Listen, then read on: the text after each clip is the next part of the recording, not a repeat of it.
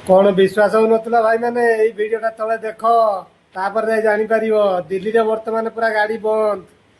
EV गाड़ी चलो petrol गाड़ी सब बंद। आ दिल्ली रे तो जानिछ किए अच्छी जो माने पूरा विश्वगुरु अच्छी। आ विश्वगुरु पूरा बंद कर दे सारे दिल्ली रे गाड़ी। आ दिल्ली रे तो रिमोट चिपिला माने हम ओडिशा रे भी सरकार देखेबे तांको करामती आउ कौन कहिए भाई प्रथम वीडियोटे देखंतु तापर जानी परिवे। बंद हो पेट्रोल बाइक दिल्ली में दुई चकिया पेट्रोल जान उपरे लागिबो रोक। दिल्ली में खूब शीघ्र पेट्रोल बाइक बैन हो 2028 रु नूतन पेट्रोल दुई चकिया जान पंजीकरण बंद हो पारे।